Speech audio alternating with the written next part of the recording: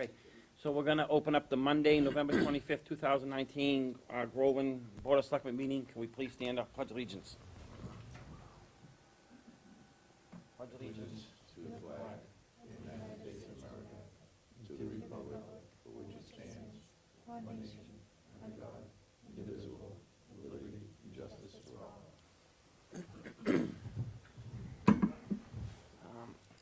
Mike, do you mind reading the warrants? We have no resident comments. Sure. Motion to approve payroll warrant 20-23 in the amount of $181,543.50. Second. Any further discussion? All in favor? Yes. Motion to approve bill warrant 20-23 in the amount of $510,109.80, which breaks down to town, $65,381.44, water and sewer, $50,066.04, payroll withholding, $7,845.59, nothing for health insurance, light bills, $286,513.77, grant and revolving credit, $32,886.96, nothing for Chapter 90, nothing for Kentucky assessment, Essex assessment, $67,416, and nothing for capital. Second. Any further discussion? All, oh, Late bills. yeah, Normal? It seems like somebody tapping our lines. I'm not sure. I'd have to ask Alan. All right. Just curious, see if, see if that trend is there, if it's just. Yeah. Well, the fall lights kind are of on things. more now. Well, that's what I'm wondering, if it's a fall kind of thing that. I think it trends has up. to be, yeah. okay. All in favor? Yes. Okay. We have the, to approve the minutes from the October 28, 2019 executive session. Can I get a motion? They look to be in order. I'll move for passage. Second? Seconded? Any further discussion? All in favor? We have the minutes from October 28, 2019. Can I get a motion? And again, those look to be in order. I'll move for passage. Second? Second? There is something that was missed. It's Chair Dunn on the last page, not Chair O'Neill, to thank Mr. Dombrowski for help with the hunting quest. Okay. I will make sure that gets fixed. Thanks for the promotion, though. Everyone all set? Approve as amended. Okay. All in favor? Yes. All right. Moving on, we have the appointment of Stephanie Bartlett of 18 Chestnut Street to the Conservation Commission through June 30th, 2020. Hi, Stephanie, do you want to come to Hi, I'm Stephanie Bartelt, 18 Chestnut Street. thank you for stepping up to the plate and volunteering. Appreciate it. I don't know if any of the board members want to have anything to say. Just thank you. Do you have any background in conservation, or is it learning? I have a strong interest in environmental issues, and I did do an Earth Day event for Groveland 2 years ago. We did some cleanup and historical walkthroughs and things like that. I've been working with Mike pretty closely for the last several months. Good. Well, thank you for wanting to go on to it full-time. Thank you. Anyone else? Just reiterate Selectman Wood's comments. Thank you for stepping up to the plate. I know Mike always used the help, and it's always welcome. Thank you. You good, Ed? No, just welcome and thank you for stepping up. Thank you. Okay, so I can get a motion to appoint. Motion to appoint Miss Stephanie Bartelt Bartelt, yep. of 18 Chestnut Street to Conservation Commission through June 30th, 2020. I get a second? Second? Any further discussion? All in favor? Yes. Thank you again. Thanks. Okay, we can't do this hearing until 7 o'clock, and we can't do the other one until 7:30.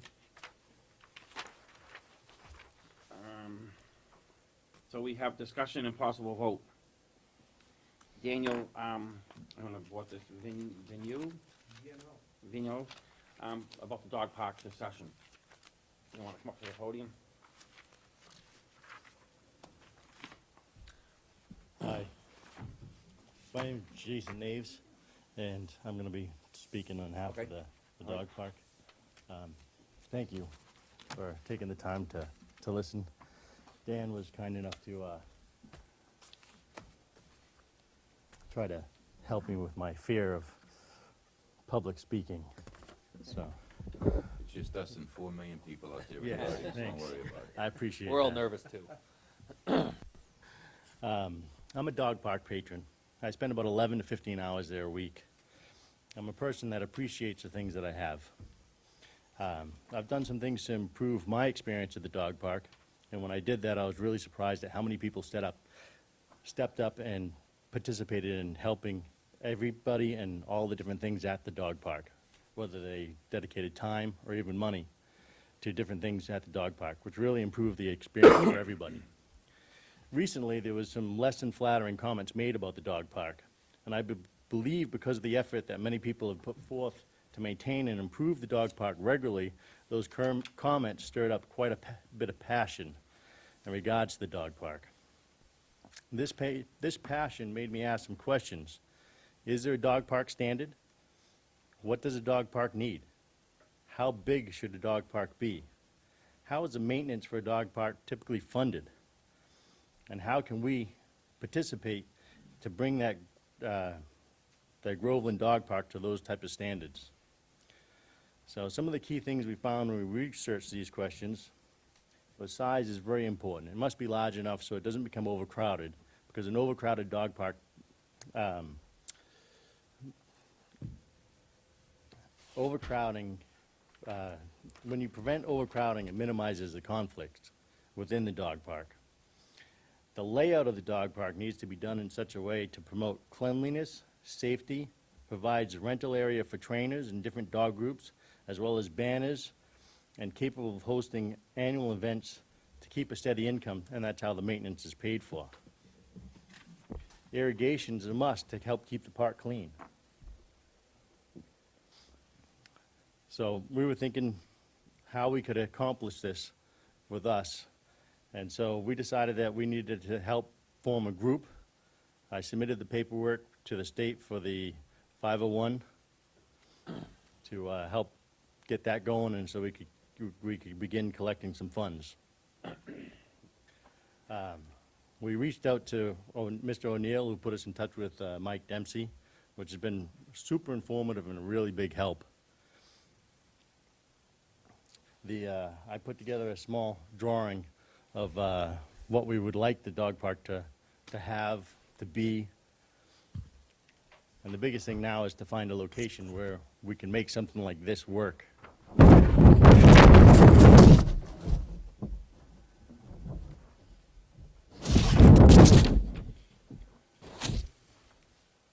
One of the other resources we found was the Chelmsford Dog Park. They recently opened up. Something similar to this, which gave us a good idea of how much the park was going to cost, construction costs, and of course some of that changes depending on where the location is that it goes. And I know that they went over budget and they had to cut some of the things out of their park. So I was looking for a slightly larger budget than they did. So what I was thinking in terms of the cost of building a park like this would be in the neighborhood of $300,000. I feel pretty confident that we can raise $50,000, and I'd like to reach out for the CPA funds to match the $50,000 that we raised. And then Mr. Dempsey put us in touch with the Stanton Foundation, which offers $250,000 in grants. So that should keep everything at zero cost to the town in terms of building the dog park.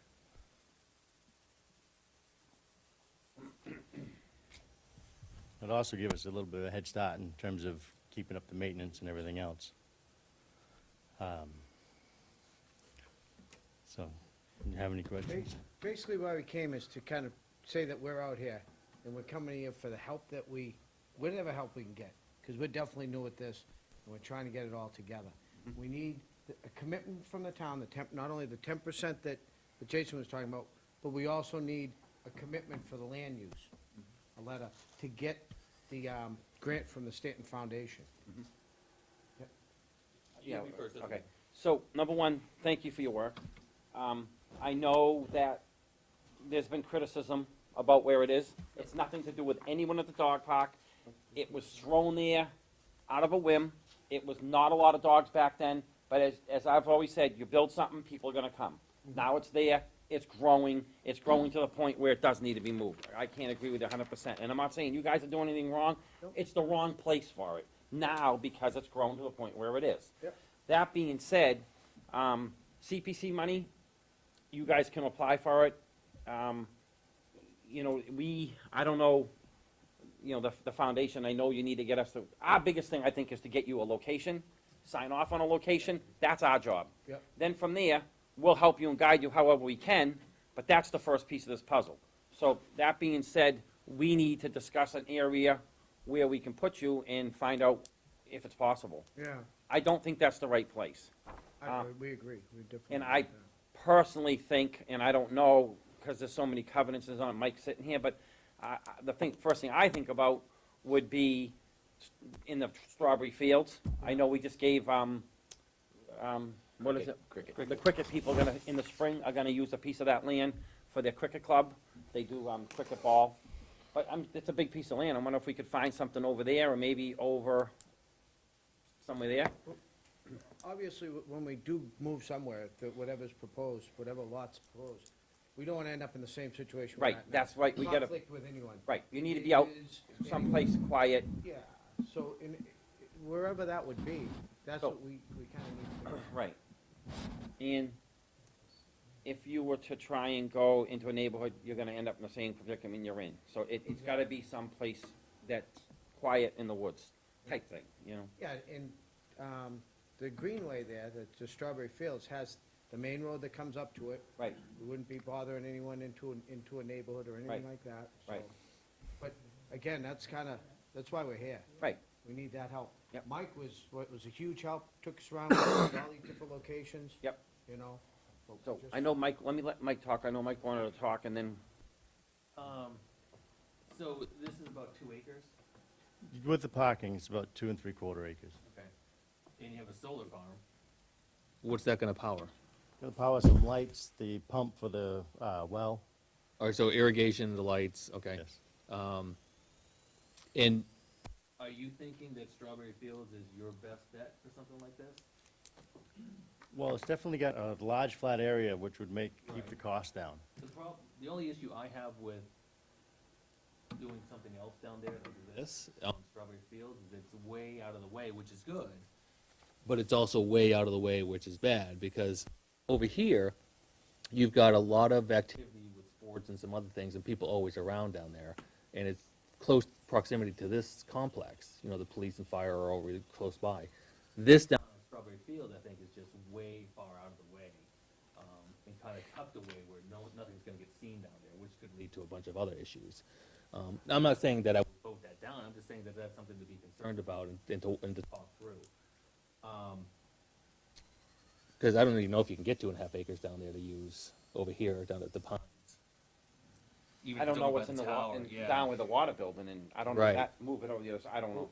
What would be it being tucked out of the way, what would your biggest concern be? Something just Vandalism, Well, someone's down there alone, maybe a, almost 365 days a year. No exaggeration. There's people down there. We're proposing down where? down to the dog park. So there'd be more activity in that Strawberry Right, but I'm Field saying area. that whole piece and this whole design is away from eyes up here. Up here, at least you have some oversight of the police, they're nearby, they can watch over that down when nobody's there, or even early when other towners are coming in. What if we put a camera in?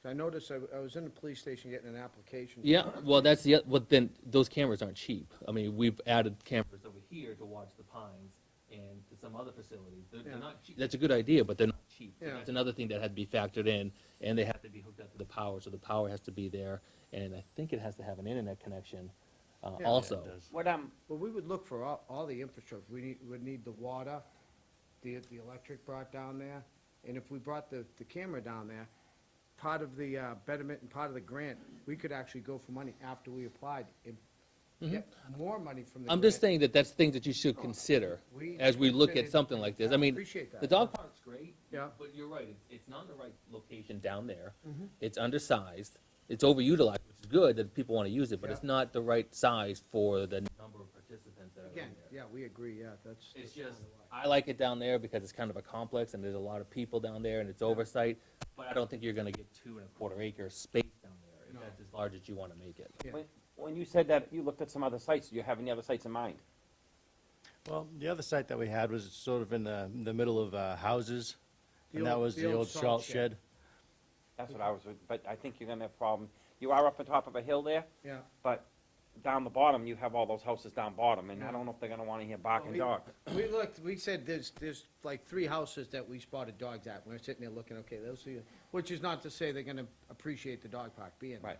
So really, toward the Greenway, and like the old Strawberry Fields, if we had even a corner of it heading toward the church. Right. And we could access it there, which would leave the other end, we wouldn't Right. split it in half, in other words, like that, So- just that front area. So my other thought is we've been having conversation with the old, highway water department building on Washington Street. And we're thinking there's some land down and back there, but I don't know how that would work with conservation. Mike, do you mind speaking on We us a little bit, or you rather not? we looked at it, and I contacted the EPA, Okay, and there's still institutional controls there, so we wouldn't be able to access any of the groundwater, so we wouldn't have And- that and- for irrigation.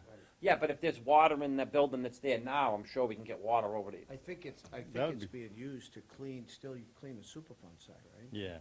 No, I'm talking about the piece of land down behind the old highway garage. We have land back there. Am I correct, Mike? Water highway and sewage garage? or the highway garage? The water? The highway, it's the old highway, and it's, the water department was there, Yeah. and they recently moved out, and There's a it's, small outbuilding in the back that we, Right. that we researched, that Jason called and we've got some, they're saying that that's used to pump water down into the system there and do something with the other thing, that they're still controlling it, in other words. We couldn't just go in and work around That that. was 46 Washington Street. it's a brick building. Yeah, down, and then down in the back, there's Yeah. a building with electricity and a pump. Yeah, but I think that's a, well, I'm not sure, but Michael, Yeah, so, the site where the old Yeah. water department garage was. Yeah. EPA and the state is almost done with that. Right. So I'm not sure that would really be in the way.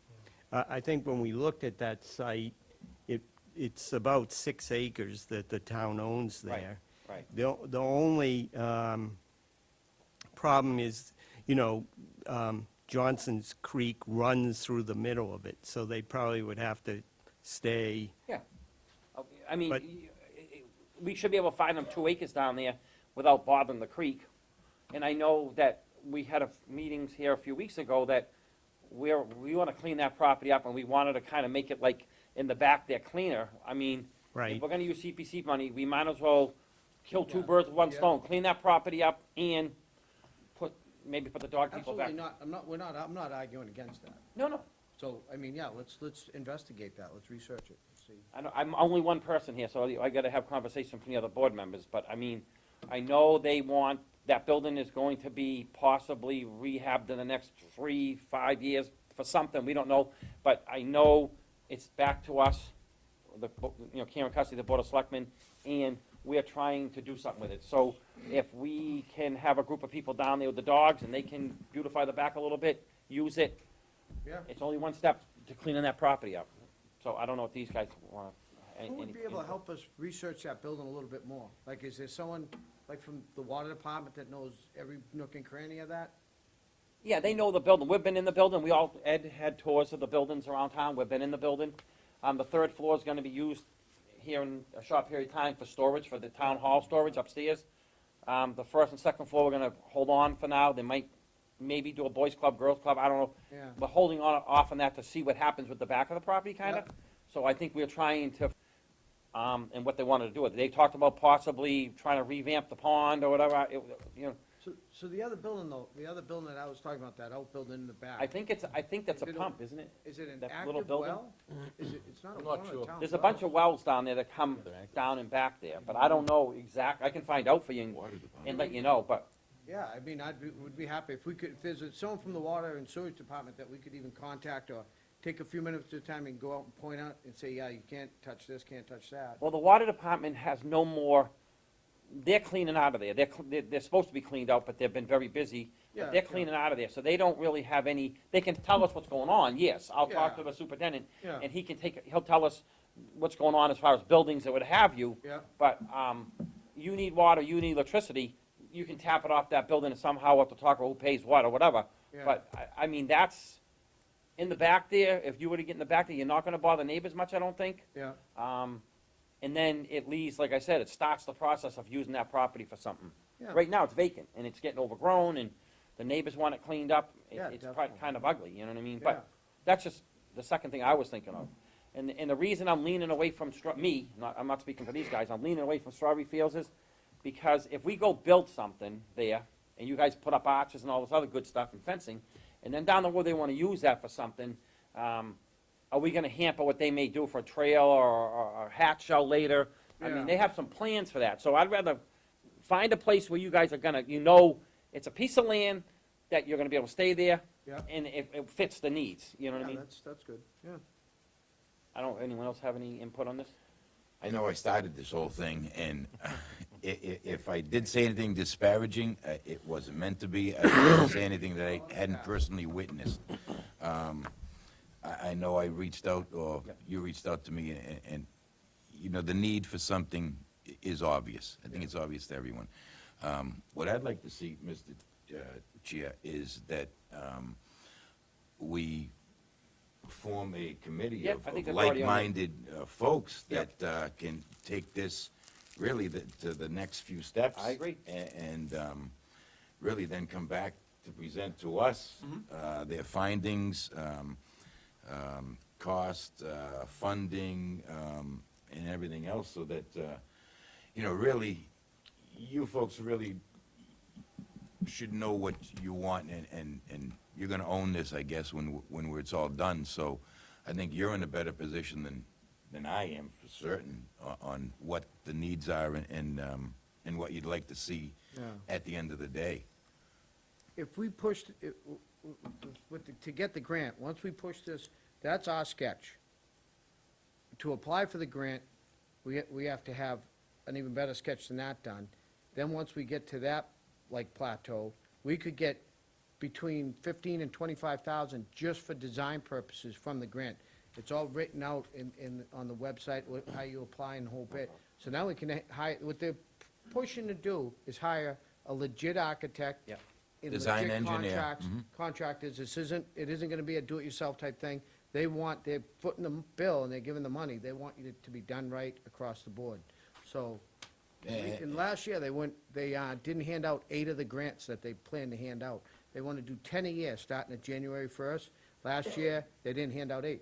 So we have a pretty good shot at getting a grant, so. Ed wants to say something. Well, you answered my question I just wanted to elaborate a little bit on the grant, and you did that, thank you. But, did you look at a spot, and I don't know, Mike might be able to help you out with it, somewhere along the close proximity to the future rail trail that is close to the road? I don't know if there's a spot that the town owns along there, Mike? Not 2 acres.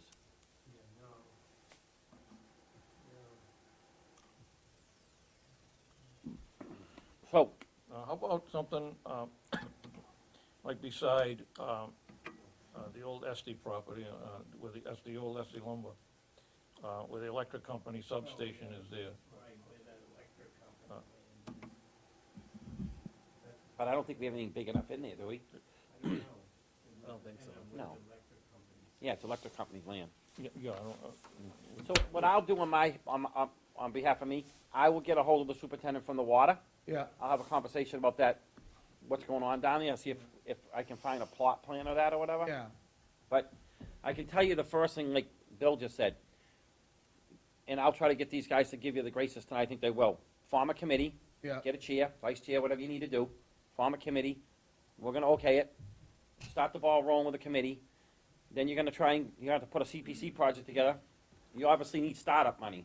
Yeah. So, we can't sit here and say to you guys, hey, we have 15,000 we can throw to you Yeah, for yeah. startup money. Yep. You can either go to town meeting or something like that, come spring, or donations may get you started, you know what I mean?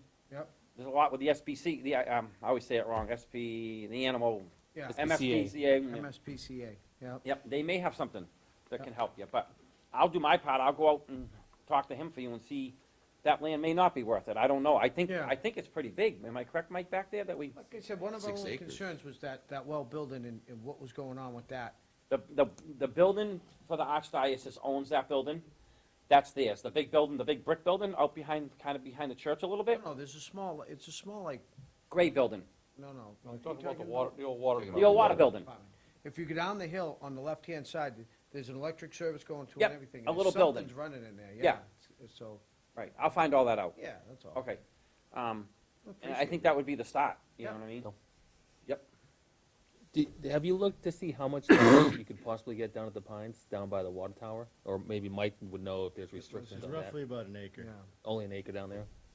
because we gotta stay out of zone 1 for the well. Mm-hmm. And that's heading toward that building, 400 feet off that building.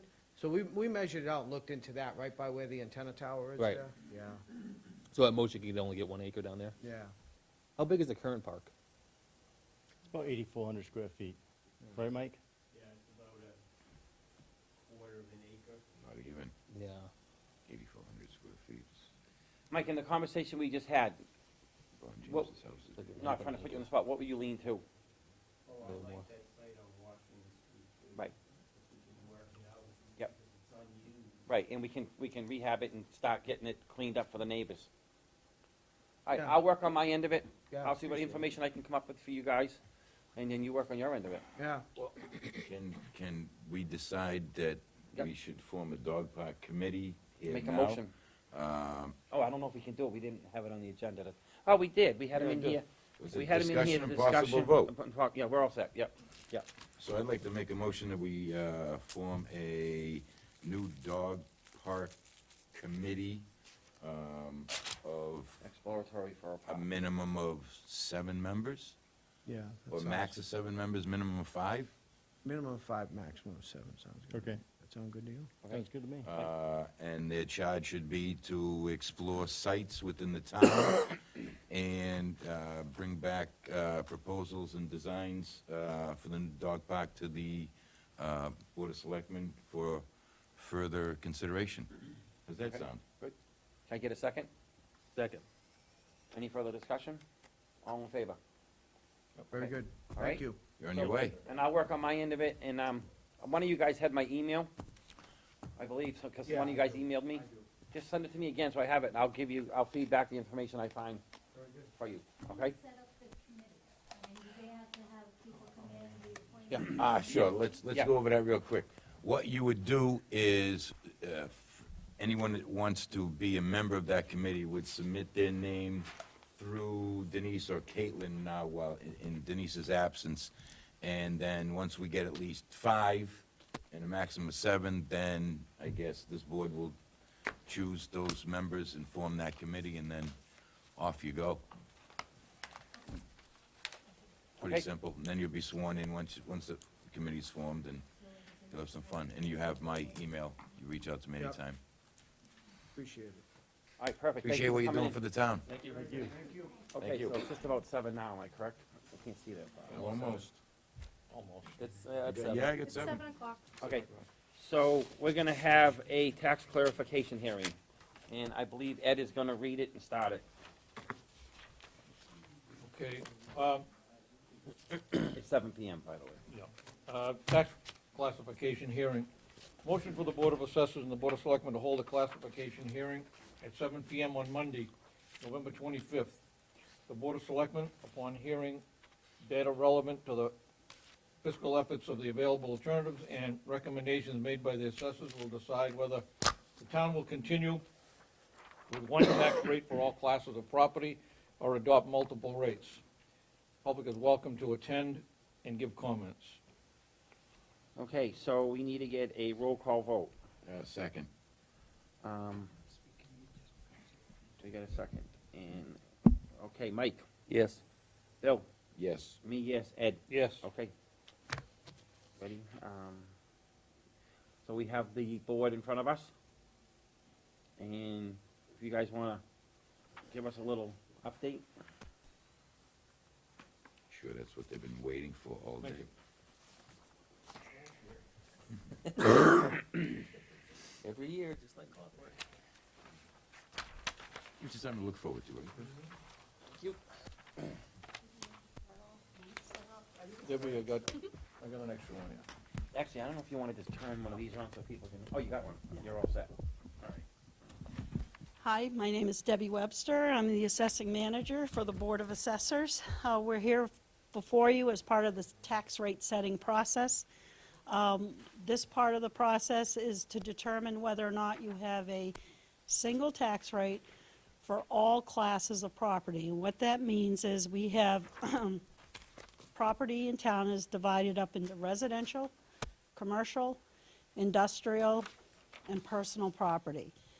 So they refer to the commercial, industrial, and personal property as CIP. So in larger communities such as Haverhill or cities, generally they have a higher percentage of what we call CIP. And based on that, they will shift some of the taxes to those businesses. For communities such as Groveland, our residential percentage is so high compared to our commercial that it makes no sense generally to shift. So the Board of Assessors did meet about a week ago to make the official recommendation to stay with a single tax rate. Communities are allowed to shift up to 150% to the commercial, industrial, and personal property accounts. The form that you see, the what-if form that's on the legal-sized paper, gives you the amount, the tax rates, not actually amounts, but the tax rates and the percentage of the contribution for each class if you were to maintain a single rate, which shows a potential tax rate of 1405. Again, I got to caution that that number could change. The tax rate is not set. This is the final step before we submit what they call the tax rate recapitulation sheet to the state, which will then be approved. So if there are no changes, hopefully the tax rate will stay as it is, which is 1405. Last year's rate was 1435. The reason why it's lower is the town's value has gone up significantly. We revalue the town every year. The average values have gone up anywhere from 5 to 6%, and that, I have to caution you, is an average. There are properties that went up more than that, and there are properties that went up less than that. The average is, though, 5 to 6%. So the tax rate has dropped, but that doesn't mean the taxes have dropped. Like I said, because the values went up, the taxes still went up. Our tax levy, year over year, typically goes up about $500,000. And that's been pretty consistent over the past 5 fiscal years. I went back and looked at what the actual tax levy was, and regardless of whether it's school or whether it's the municipal side, the actual increase of the amount that we have to collect from taxes year over year tends to be right around $500,000 year over year. So that hasn't changed. So if you look at, again, at that 8.5 by 14 sheet of paper, you'll see that I think for every, 10 cents or so drop in the tax rate, it does increase the commercial and industrial by dollars. So, and the reason being is because there's so few of those accounts compared to the number of residential accounts.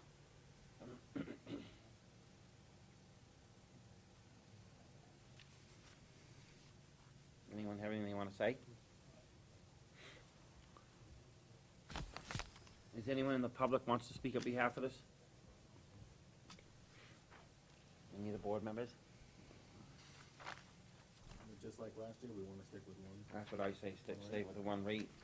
And we've gone down from last year's 1433, is that what you quoted? 1435 was the tax rate 1435. last year, and this year proposed is 14.0. So 30 cents. Yeah, but again, that's just because of algebra, because the value's gone up Of quite a bit. course. Yeah, so, The shell game.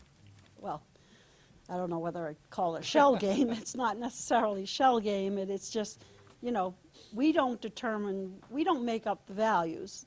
Buyers and sellers Yeah. determine the value of the properties in town. We don't look at what people are marketing their homes for, we don't look at that. We look at actual sales that have occurred. So the value of the town has increased based on calendar year 2018 sales. So it's all historic data, it's not projecting forward at all. And the data for 2019, which will affect the FY 2021, shows that sales are still strong and prices are still appreciating. I imagine until this new school is, you're gonna see that same kind of steady. People have made comments about, you know, people are flooding out of town and they're not. Yeah, there are sales. I mean, there are people who've been in this town that I've known since I've been a kid. You know, when people get to be in their 80s and 90s, for one reason or another, not only financial, give up their homes. I mean, we all give them up for one Well, reason or yard's hard to another. take care of and keeping the maintenance, that's a lot of a big Exactly. reason Health they leave. And Sure. what's surprising is I've worked in the assessor's office for 20 years, going a little more than that. And I have never, in the last 5 years, it's been unique, that we've had actual people selling a home and buying another home within town. Yeah. So they're not, and that never happened before, and I'm seeing more and more of that. And people that have gone from modest homes to much bigger homes, which was, you'd think it'd be the opposite, right? As you get older, you want to downsize, but I'm seeing it. I know across from my shop where they just put those houses up, there was a lot of people that, the father and mother and the daughter and sons, they built in-laws, you know. Yeah, the first one that went in was built custom. Yep. The person wanted an in-law, and that was the first one to be sold on Atwood, yes. There's a Yep. couple of them. But yeah, I think we should stay with the rate myself. Like I said it last couple of times I've been here, I think it's not enough money to mess around with. I think it's a good thing to leave it where it is, and if we had a different business bracket or different amount of businesses, it would be worth it, but Well, what we have, it isn't. at the point that you might want to reconsider, it makes no sense for a town, again, this size, with this percentage of what they Right. call CIP, to have a split rate. People, most communities, if not all communities, do not even entertain a split rate until you're over at least 10% of your, and even then, that's pushing it. So, yeah. How will these proposed developments in town affect this rate down the line? Do you have any idea? Everything that we have, especially the proposed 40B, which is going to be going on industrial land, will shift more to the residential. So I would expect for the first time since a decade, that we will fall below 7% of CIP when that project is actually, if it goes. Because that's a huge. Taking it away from, Yeah, well, you're taking 100 acres out of the commercial class, or actually, I'm sorry, industrial class. Right. It's industrially zoned out there to the residential class. It'll change, even though it's in the industrial zone, it will be reclassified for assessment purposes as a residential class. So we'll lose those multiple parcels, and I think it's approximately 100 acres or so that will be affected. And the one Yes. that was discussed a couple of weeks ago on School Street? That's already in a residential class. That's considered what they call vacant residential land, because that is in a residential zone. But that would increase the value, both projects significantly, just like Nichols. Nichols Village is expanding. So between Nichols Village expansion, the potential of the 40B, and the potential of the project, what I hear possibly a second 40B on School Street, although they have not submitted, I think as of this date, would add significant value to the residential class, so it will shift, will become an even higher percentage in the residential tax levy. So, yeah, so I don't see us, Ever getting to 10%.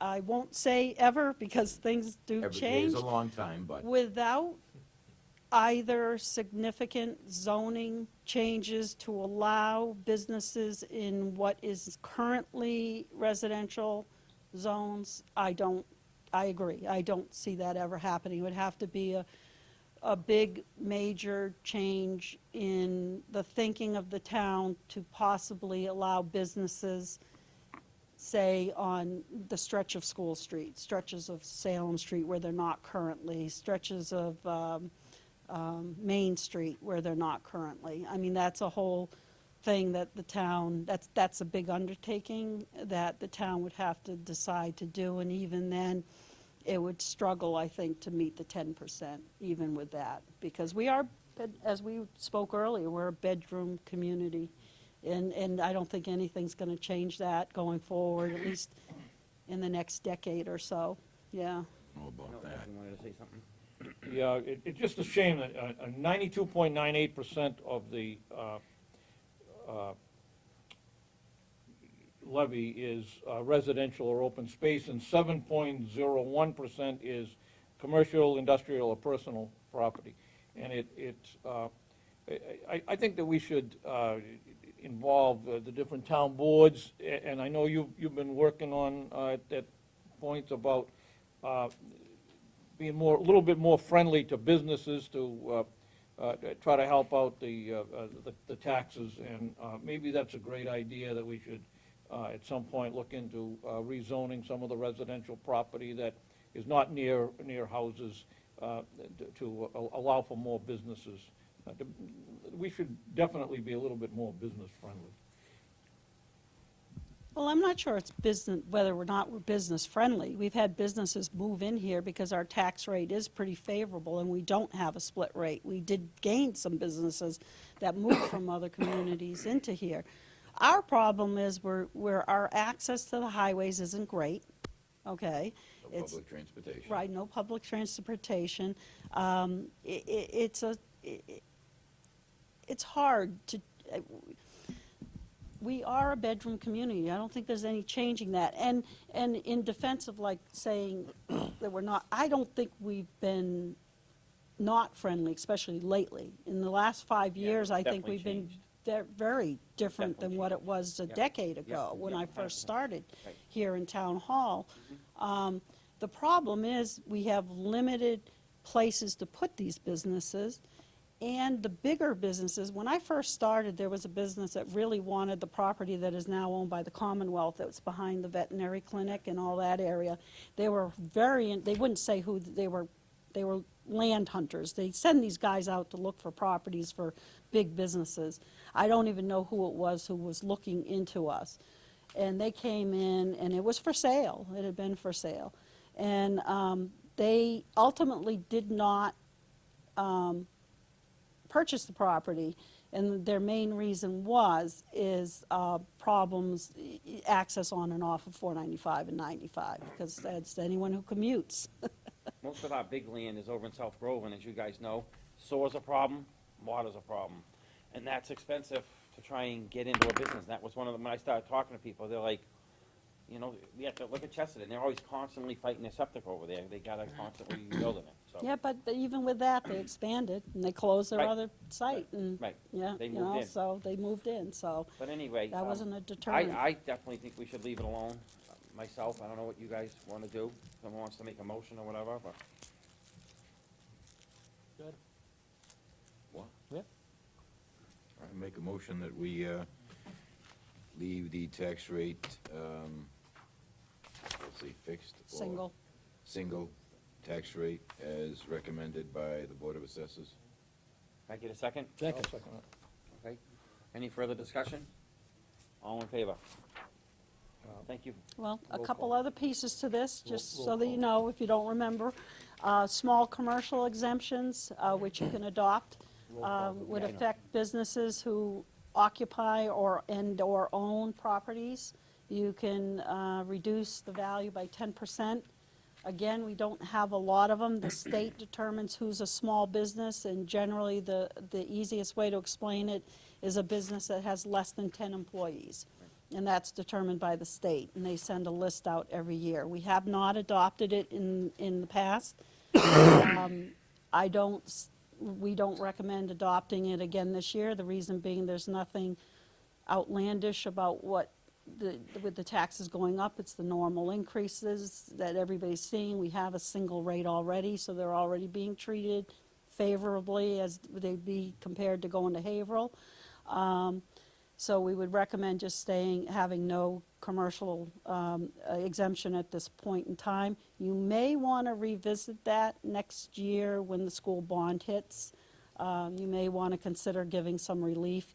That's a little premature, but it might be something everyone, including my assessors, keeps in the back of their head for the future. The other one is the residential exemption.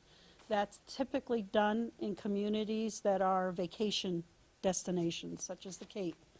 And so we're, again, a bedroom community. Most of our people live here.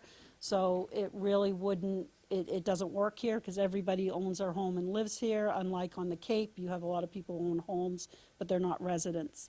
So what communities do in that case is they kind of reward their full-time residents with a tax break and hit the seasonal people with increases. So I would recommend there'd be a second round to this to be official. Sometimes we kind of gloss over that part of the LA5, and that would be to recommend no residential exemption and no small commercial exemption for fiscal 2020. So I move that we, upon the recommendation of the Board of Assessors, recommend no small commercial exemptions and no residential exemptions. Okay, and a second, Second. and we need to do a roll call. I'll start with Ed. Yes.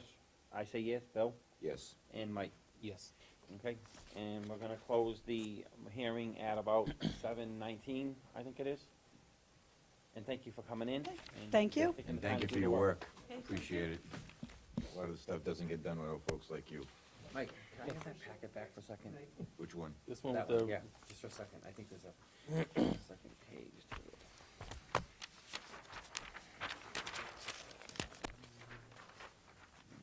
I don't think I need that, though. I No? got my own.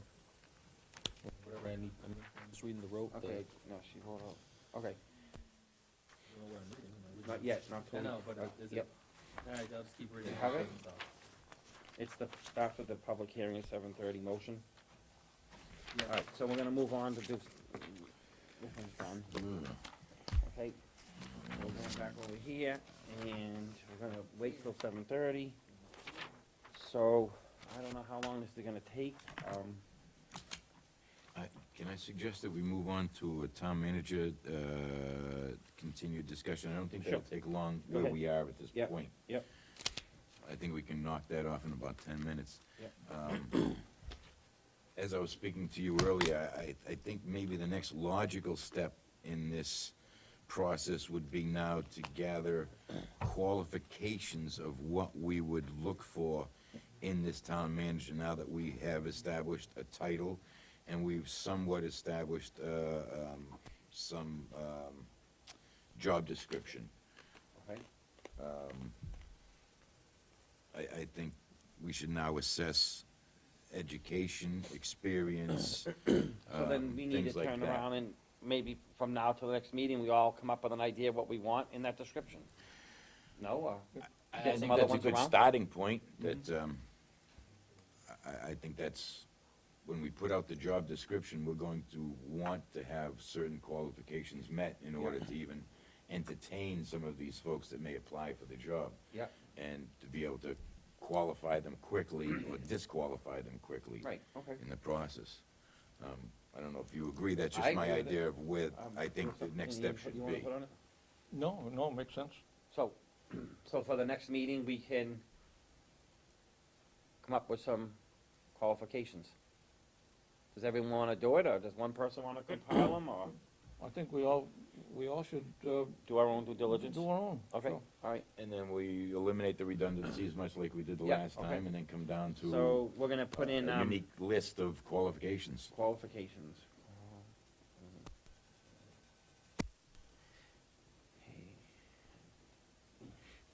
Caitlin, could you make sure that Kathy knows that for us, please? All right, so I think we're good with that. Is everyone agreeing with that? Yes, so to Kathy, who's not here, you know, some of the things we probably look for are education, just minimum standard education, minimum years of experience, things of that nature.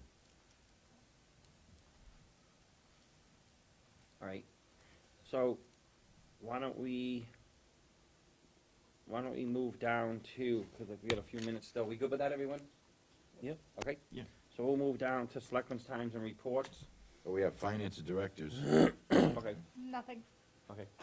You can't take up 5 minutes here, Caitlin, come on, you've got nothing to talk Nothing. about? Mike, do you have anything under the Selectmen's Times and Report? Yeah, the only thing that I had was, lines on, Main Street were painted, Yeah, I saw that. which was amazing to see. It's like happened overnight. So thank you for getting that done. That was a long process that literally was like 2 years of working on it. And then the other thing was just still working with the State House on trying to get a meeting with Senator Tarr and the state EPA for Washington Street. So that looks like it's maybe the 17th or 18th of December. Okay, But once that's nailed down, I'll let you know. I don't know if I'm gonna be available, so all right, we'll have to see if you're Let me know. available or not. But that's it. okay, Bill? Our rec committee meeting was postponed because we didn't post it with enough notice. We'll work on that. High school building committee meeting we held 2 days after our last selectmen meeting. All went extremely well. All 99% of all the adopted changes to the facility were approved by the building committee to bring it back to budget. We're at the 40% reconciliation. The next one will be in January at 60%. And I will comment more on that as that happens. But we're in, again, good shape. We're on schedule, and everything looks to be with a thumbs up right now. So hopefully that continues. Okay, I'll go. That it? That's it. Okay. So with me, I would like to put a shout out and say thank you to the Crane Neck Christmas Tree Farm and Bill Latham Christmas Tree Farm for donating to the Highway Department 2 Christmas trees, one for Town Hall and one for down in Elm Park. They donated them this year to us, and the Highway Department, I think, has one up, I heard, out front maybe, and working on the other one, or out downtown's up, one of them's up. And then I just want to say that they're going to have a pinning of the new fire chief, Robert Valentine, on December 1st. I think you all know, we're all invited. He has a lot of people coming in from Rhode Island that he's worked with over the years. I believe it is from 1 to 3, is it? 1 to 3. They're going to have some refreshments and what have you. They would like to have as many of us guys there to introduce them to the board, and they're going to take over and they're going to do their thing. And then the other thing I have is the pine grading that I've been getting complaints on. I did speak to Rennie, the highway. I know Caitlin had some conversation with him. He said that he's busy right now on Center Street doing hot topping. He's got a lot of jobs going on. He will try to get there as soon as he possibly can.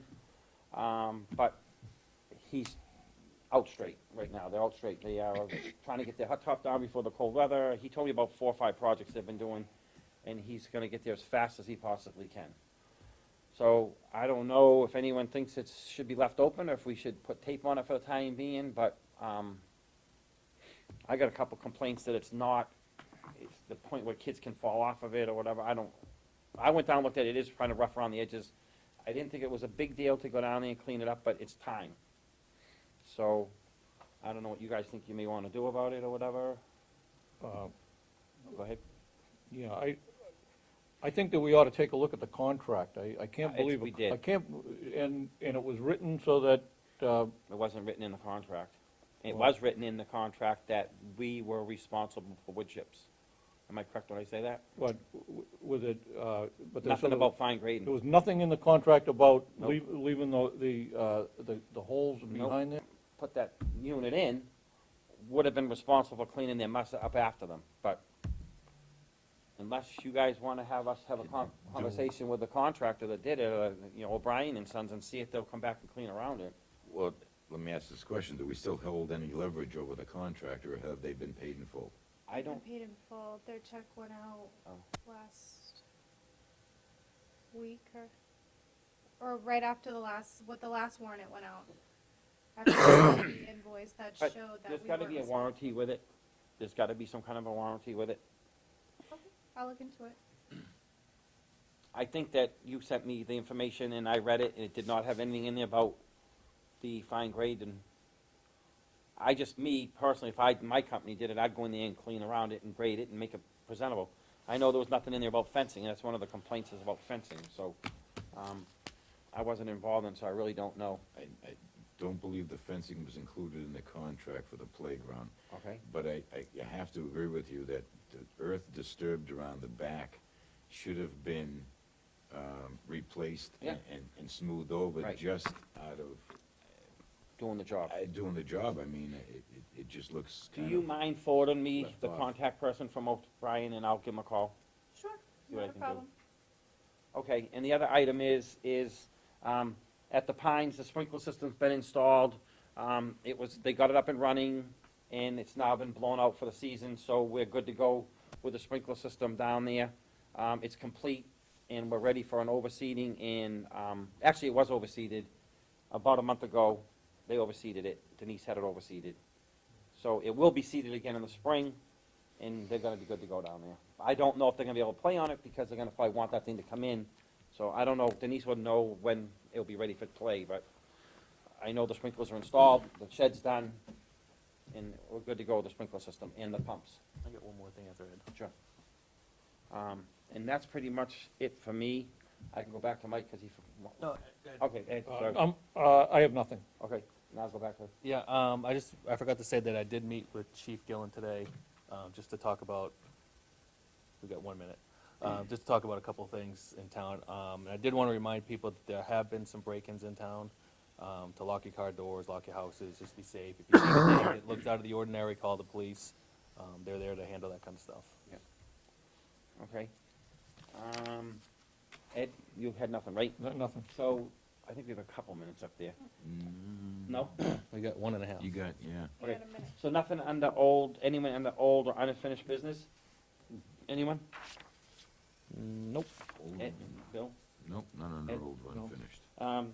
Other items responsibly anticipated at this time of posting? Anyone? Yeah, I've got one. Go ahead. I think we should begin the discussion on term limits. Okay. I know it's a discussion at the national level, sometimes it's discussion at the state level, but from what I know, grass doesn't grow from the from the sky down, it usually grows from the ground up. And maybe if we start here with term limits, But we did it, right? no, we've limited chairs to two Consecutive. years, 2 consecutive years in a row, but Okay. we haven't really limited and you can see it at every level, from local to national. People go and they think it's a career, and they spend 20 years, and then you wonder, what are they doing for me anymore? They're just running for reelection, they're not running for my best interest anymore. And maybe it's a discussion we should have at the local level, maybe it'll migrate up to the national level. So you wanna have it put on the End agenda the for, gridlock. for an agenda item? Yeah, I'd like to. So if you can make a note of that, please. All right, I think we're there now, aren't we? Yep. Yep. Okay, Mike, Mike's gonna read the 7:30 liquor license public hearing. Liquor license public hearing. Motion to enter into public hearing on Monday, November 25th, 2019, at 7:30 PM at Town Hall, 183 Main Street, Groveland, Mass., on the application for an alteration of premises on the club all alcohol license for Nichols Village, Inc., 1 Nichols Way, Groveland, Mass. Jim Dingus is manager. Can I read the next paragraph too? Yeah, I think you have to go down to where it's, Keep going, we'll tell you. Okay, when to just stop. tell me when to stop. Alteration of premises from a 78 dwelling unit senior living congregate multi-level building with dining room, lobbies, offices, and related spaces with one main entrance and exit and 6 secondary entrances and exits, to a senior living community consisting of approximately 208,000 square feet of residential living and common area space. This includes 99 residential apartments, 2 dining areas, a wellness center, pool, and auditorium. 2 covered parking areas, 3 total floors, a patio area adjacent to the bar will be included in the licensed area. Okay. So I need to get a second, Second. and I need to do a roll call, starting with Mike. Yes. Bill? Yes. Me, yes. Ed? Yes, Okay. Is there anyone in here from the public like to speak on this matter of the alteration of the premises? Yeah, I came down. You gotta go up to the podium and state who you are and. John Veal, 44 Main Street. And I came down a couple of weeks ago to City Hall to actually find more details on the whole proposal, because I'm in a butter. So no one had any information on it, and I thought it would be fair to let the abutters at least look at it before it moved forward. So that would be my concern. Okay. Is there any representatives here from Nichols Village? Good evening, Jared Stewart, I represent Nichols Village, with the property management company of Jim Dingus here as well. He's the dining room manager, or director of dining services at Nichols Village. This is really an amendment to the existing club liquor license that we have. We serve on site now in our main dining area. As you may know, there's an expansion at Nichols Village, second dining area with a terrace or patio. So we're simply looking to amend the current license to just serve in both areas. So fairly straightforward, I think, but that's the request. So what that gentleman said about the abutters, would any of this affect any of the abutters? There's really no effect. It's pretty much what we do now, what we've done since the beginning. You're moving the location within kind of type thing? Right, so we're maintaining the current, can you hear me okay? Yeah. Maintaining the current area, the dining area. It's really just, we've converted part of the building to a second dining area. It's pretty close in proximity, but it's all on site. We're not serving to the public. It's really limited to residents and guests who are there on site. Operationally, it's essentially the same. There's a few more people moving in. 21 more apartments are added. Probably 26 to 28 more residents will live on site. In terms of operations, again, nothing's really going to change other than just we want this to cover more of the area instead of just the main dining room. The second. Yep. All right. You good with that? Okay. You gonna read the motion, Mike? No, I was gonna ask a question. Sure. Right. I'm sorry. Is it John? Is that your name? Just out of curiosity, what's your concern with, because that's pretty tucked away out from the main road, and I think what the gentleman is saying is that they're just expanding the use of a current license to another facility in the same complex. Yeah, I just thought there's actually children in that facility as a butter, so I wanted to actually be able to look at it in more detail. Since I wasn't able to, I thought it would be a little unfair, assuming that, you want input from the abutters. Yeah, I just wanted to know what your concern was with something, Well, I don't know where your anytime- house is in relation to. It's right next door, Okay. and, but my sense is that it would be good to get more information on it, and any expansion of alcohol, to me, may not be ideally perfect, especially people who are, some of the older folks that are coming out of there, so I would like to get a little bit more detail anyways, so. Any particular type of detail, or just? Well, I mean, when I came down to City Hall, they said they didn't have any information on it, so they said it was all sent to the state, so. I Well, would yeah, have the been- state is the granting authority, right? Yeah, but I would have liked to been able to see something, Right. more detail, so. Are you on Main Street or? Yeah, I am on Main Street, 44 Main Street. It's right next door. So Okay. I'm the closest one to them, I think. Has there ever been a problem since you've been living there? at all? I have seen people come out that didn't look stable, so I'm just wondering. I mean, most people in that whole facility do have, they're like little townhouses, so they Right. can come and go, and so I'm just thinking that would be good to know how much more expansion they're thinking about in terms of the liquor license. So I'm thinking there must have been a reason why they were limited to that number, so. I think it was, and just a guess, I think the initial license was limited the to size. the size and location. Yeah. Now that that facility is expanding, that doesn't cover the initial license that was originally issued. Yeah, that was my sense, but Yeah. I figure since I have no information. Yeah, well, I this is why, sent it this out is why as it's an open, so you abutter. can get information, Yeah. right, yeah. So, Where did you go to try and get the information? City Hall, I came down here, and I was looking for your office and someone in, I think, either assessor's office. They were trying to find more information, so we walked around for like a half an hour, and they said, well, we don't have that information, so. A great use for a town manager. All right, Bill? go ahead. Ed. No, no, I don't have any questions. Oh, okay. Questions for you, thank you. From, somebody from the facility. You supplied us with a map. How detailed is this map? I think that's the dining area, the new dining area. Is it the layout that was submitted with the application? Yes. That's what it is. This is not the outside patio?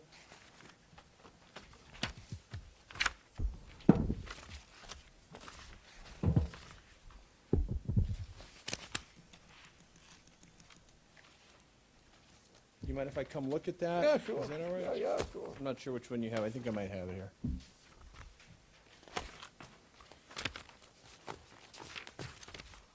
That's the inside. That's the inside one? Do you have a map of the outside facility? I do. So this one's a larger print.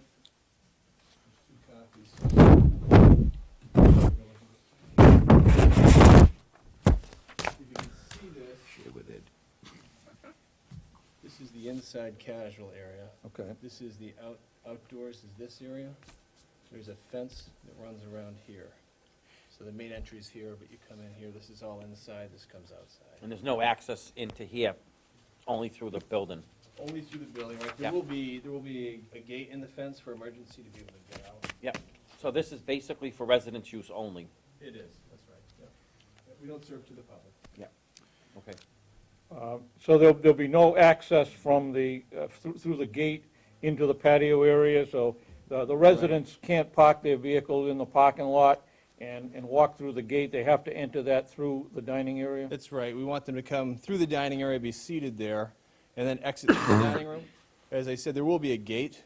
In case of emergency, they need a way to get out, but Right. they won't be allowed to enter through that, so. Okay, Okay. No, you can have that back. okay. Thank you. Anyone else? Yeah. Go ahead, Bill.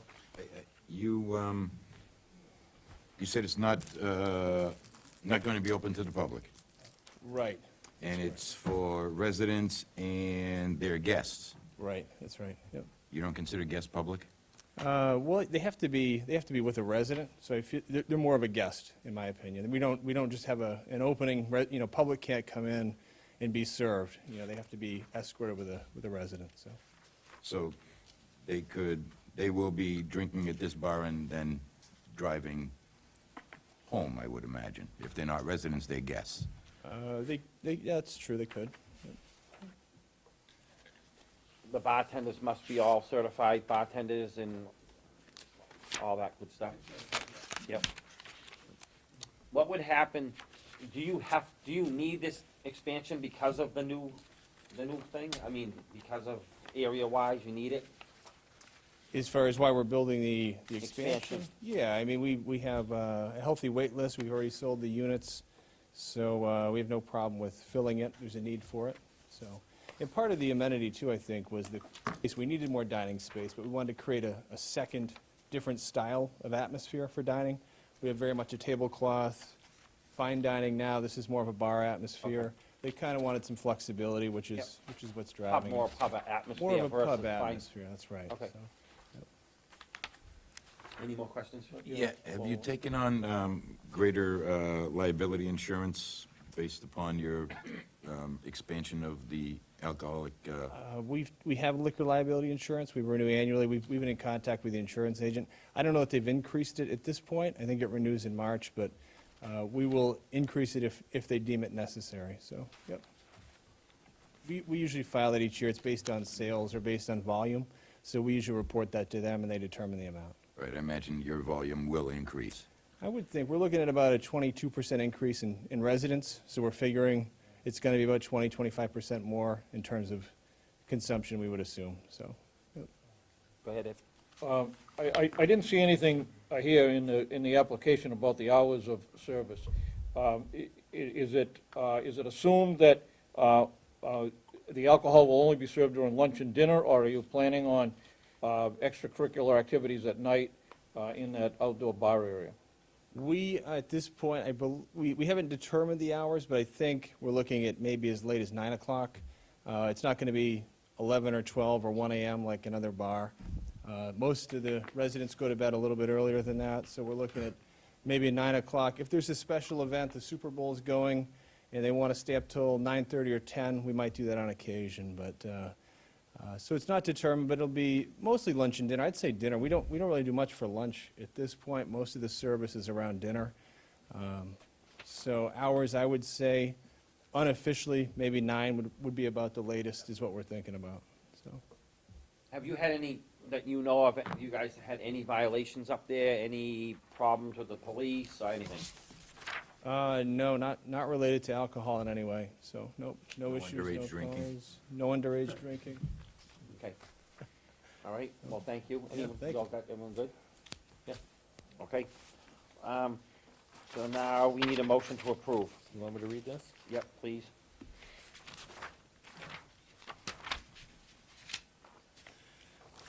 Motion to approve the application for alterations of premises on the club, all alcohol license for Nichols Village, Inc., 1 Nichols Way, Groveland, Mass., with a new premises description to be a senior living community consisting of approximately 208,000 square feet of residential living and common area space. This includes 99 residential apartments, 2 dining areas, a wellness center, pool, and auditorium, 2 covered parking areas, 3 total floors, and a patio area adjacent to the bar will be included in the licensed area, subject to approval of the Alcoholic Beverage Control Commissions of Boston, Massachusetts. Second. Okay. Can I get a roll call vote? Ed? Question. We approved this, how long is this good for? Because I don't see in the paperwork here how long this is good for. You have to reapply every year. Okay, so it's a yearly basis, so they'll have to reapply for January 1st, or is it a fiscal year? January 1st. January 1st, okay. All set? I'm all set. Okay. So we got a second. I asked Ed, roll call vote. Ed? Yes. I say yes. Bill? Yes. And Mike? Yes. Thank you for coming in. Okay. Now, moving on. Can you sign that and pass it down? Thank you. So, don't have to keep these guys waiting. Now that we get that all out of the way. So I'm gonna go back, and we have the discussion for the cable contract renewal, timeline survey, and extension. I know Tracy's here, and I don't know. Want me to sign this? Yes. Everyone? Here you go.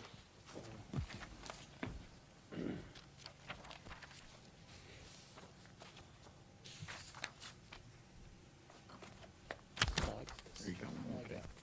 Special.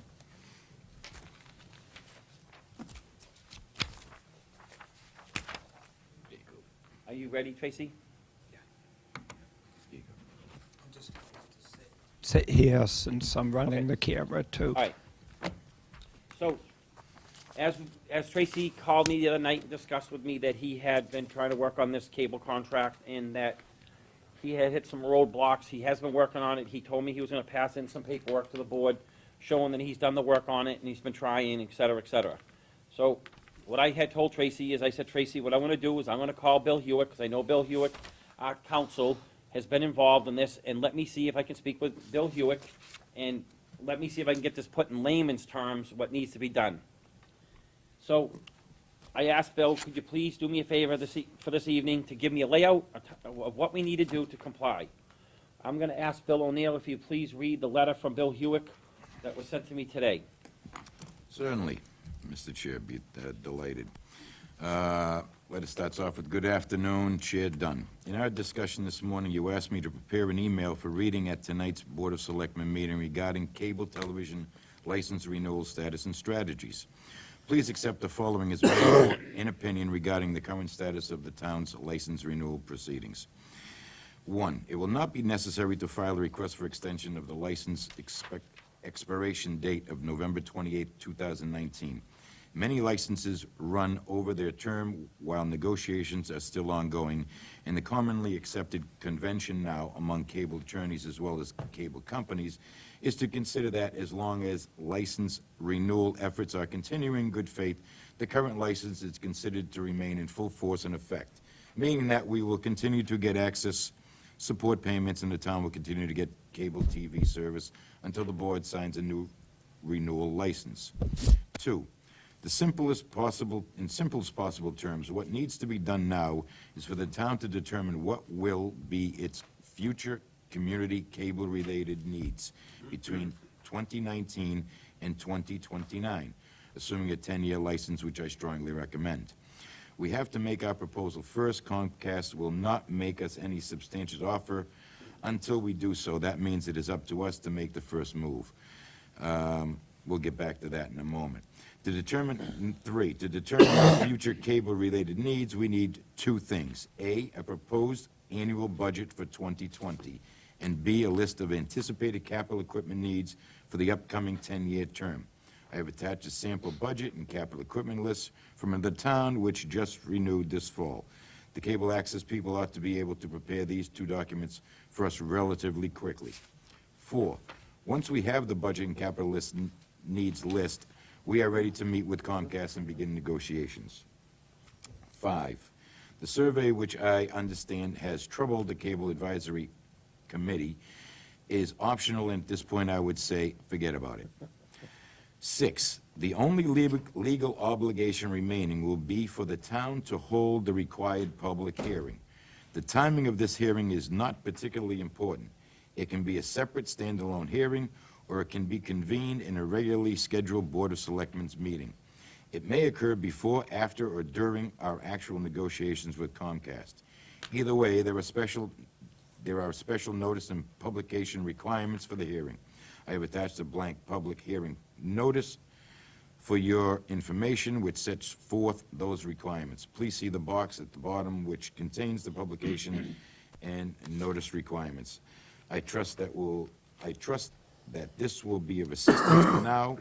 I will be pleased to answer any further questions you may have, or to get involved to whatever further extent the board may wish. So getting back to number 2, we have to make our proposal first. Comcast will not make us substantial offer until we do so.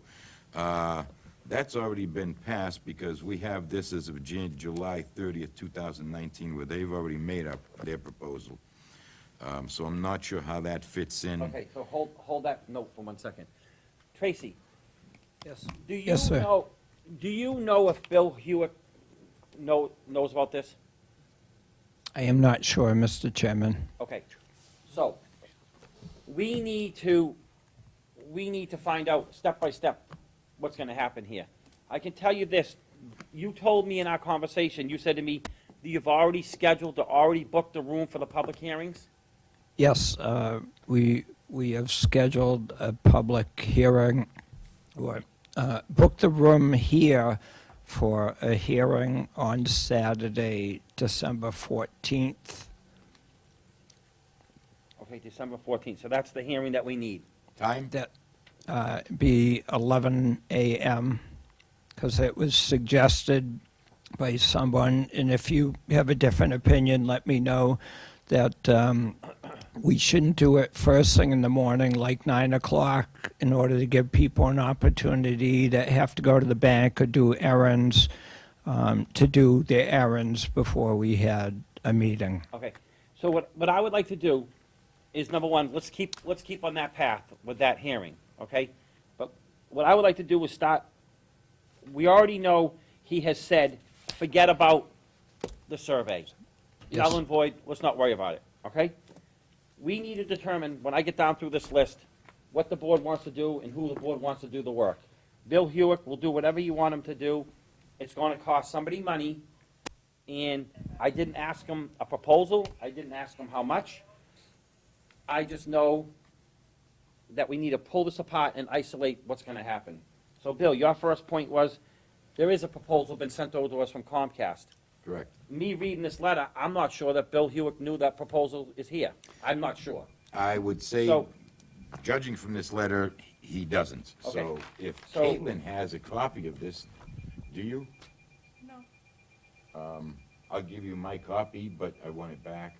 Oh, you don't even have to do that. What we're gonna do, Caitlin, if you could ask Bill Hewitt tomorrow, I told him we're gonna have this meeting tonight. Could you find out if he knows about this, Yes. please? Ask him if he knows about it, and if he doesn't, is it gonna matter? Is it gonna matter that they've already made us a proposal? I don't think it's gonna matter, but maybe it is. I don't know. That issue there. We gotta figure out who's gonna do this work.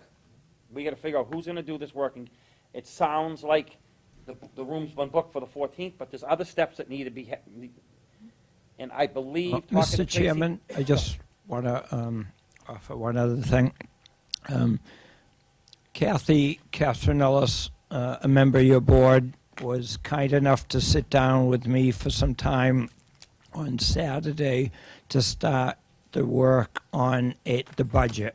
Okay, She also had made some suggestions that I have asked of Chris on his equipment list that he needs to redo with replacement costs of items that are projected that we will need to replace. So I have asked Chris to start working on that. So we are working on different components that will go into that final report. but we need to, did anyone work, I know you told me that Kathy and you worked on the budget. I believe Kathy did tell this board that she would help you get that budget done, and she would Yes. work with you. Yes, she did. I'm trying to think of the word, and give me a minute, because I don't feel good tonight, but, yeah, sure. Capital list, your capital list of what your capital list they need. Yep. We need a capital list from, I don't even know where it is or where to get it, but we need that capital list to submit. Well, one of the things that was part of that process was, and one of the pieces of paper that Kathy had given to me that she was able to get from either Caitlin or Denise was the cable money salaries and expenditures for fiscal year 2015, 16, 17, 18, 19, and 20. So that's stuff that will help us project our capital needs as well as our tentative budget on how we see public cable access will proceed here in Groveland. Okay, so, me reading this letter, it says to prepare these two documents for us relatively quickly. So, I know from having the conversation with him, we need to get these documents over ASAP. I don't know what this board wants to do. I don't know where the information is. I know Denise is out on leave. I don't know. Bill Hewitt doesn't know, because I had the conversation with him today, and he doesn't know where to get the information. Well, like I said, Kathy, thought I had given you the projected budget.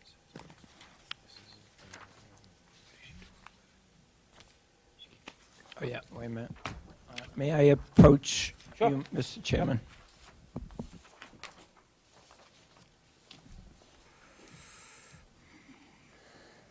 Okay.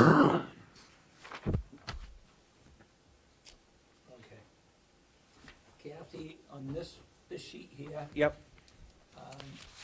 you know, Kathy had started working with me on that. Didn't I give you, I could have sworn I gave you a copy of that.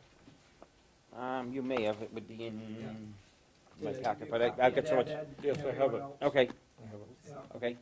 So So- this so- is this is your budget.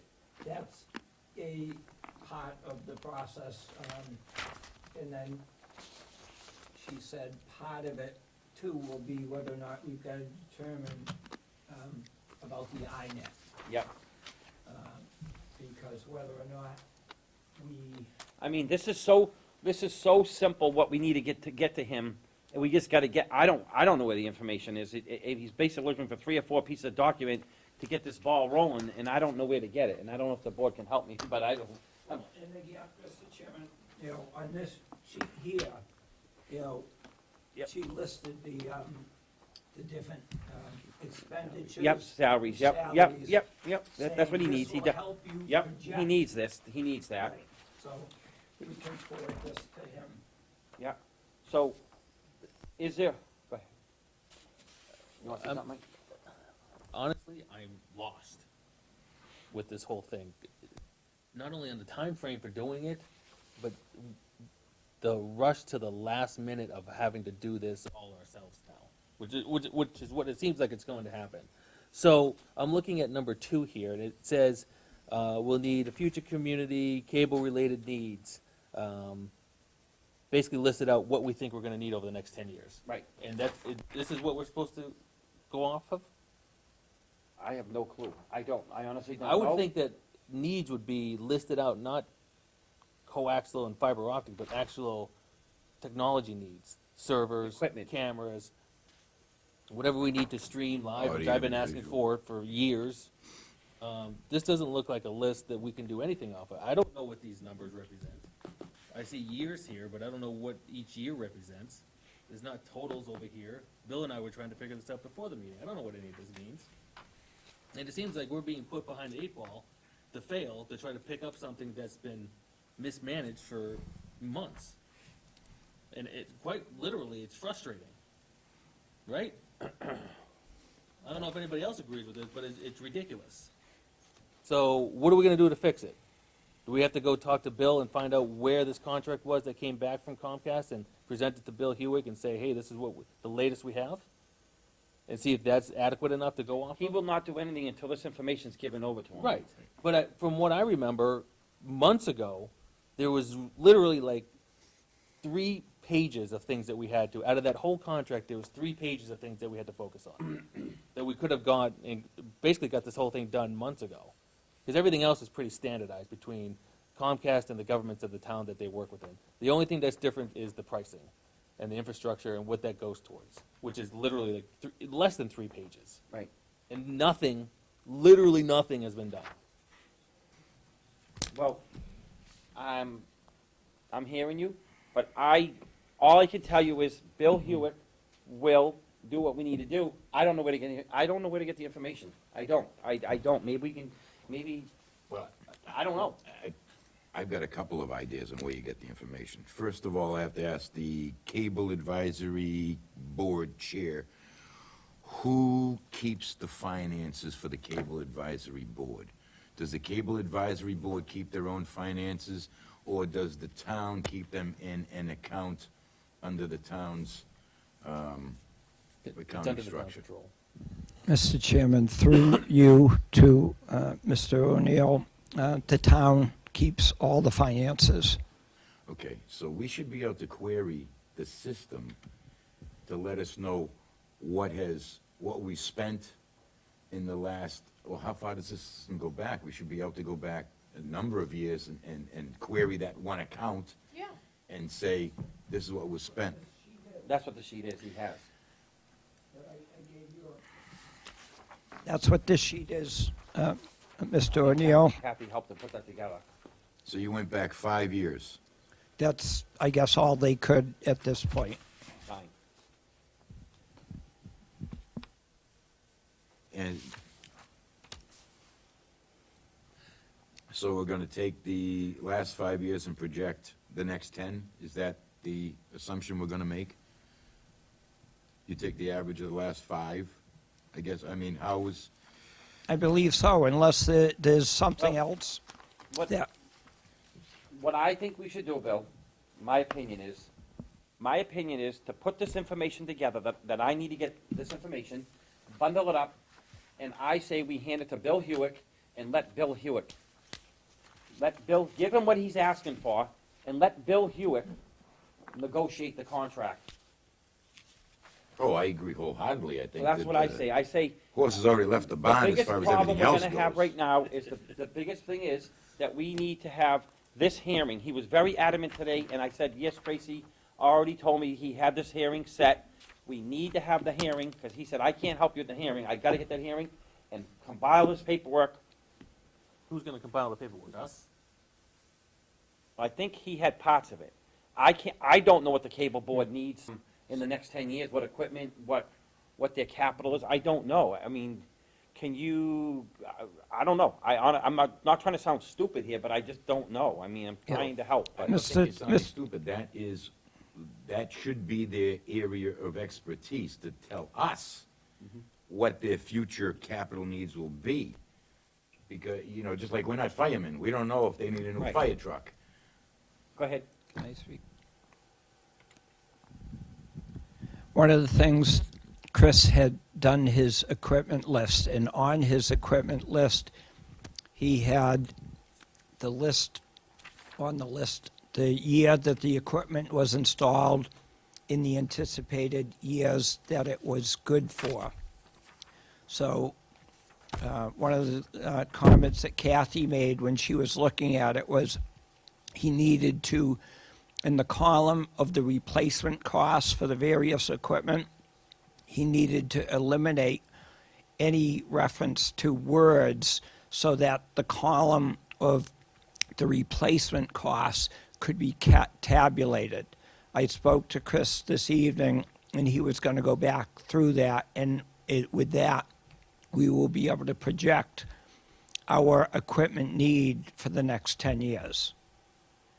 So Unless Kathy, the board, Kathy's working with you guys on that. yes, she And Chris volunteered. has got this information already in the process and started it? Chris, well, like I say, he's given you our equipment list with the years that the equipment was installed. Kathy said, if you take that and you know what you need 2 years from now, 3 years from now, Right. 5 years from now for Right. the, That's what That's what we Comcast wants need to know.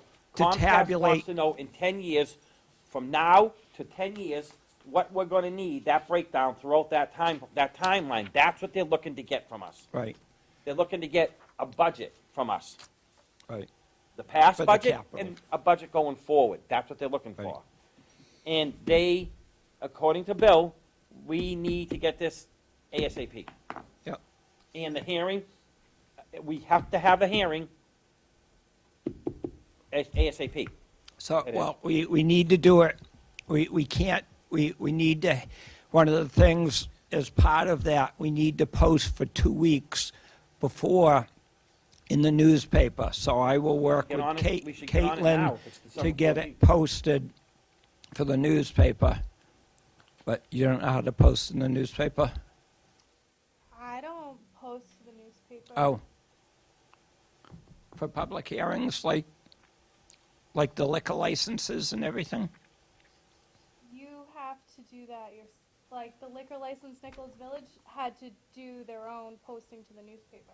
Okay, So Tracy, just tell me what, that part of it, yep, I'll find out the information. That part, if you don't get it, I'll find it, I'll figure it out. It's right here. okay. Okay, Ed's got it, I guess. It's right here.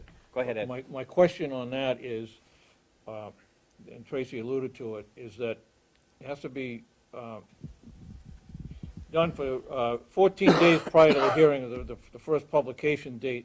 It only gives you 4 days, minus Thursday, the holiday, minus Saturday, so you've only got Tuesday, Wednesday, and Friday, because it needs to be published by December 1st, which is this coming Sunday.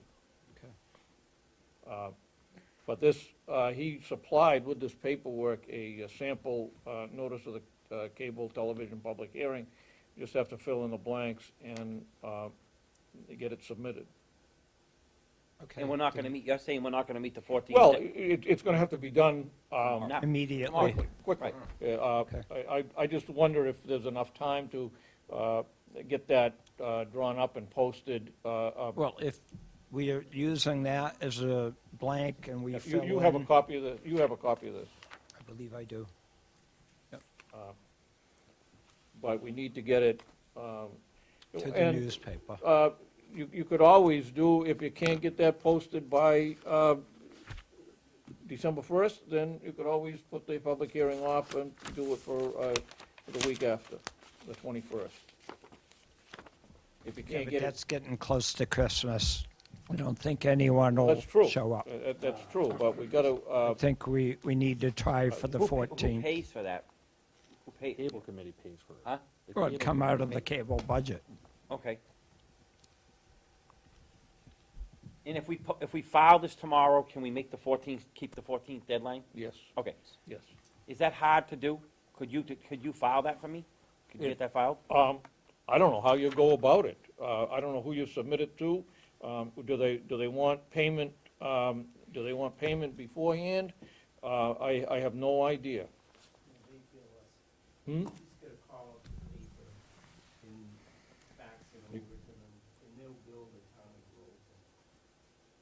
What paper is it?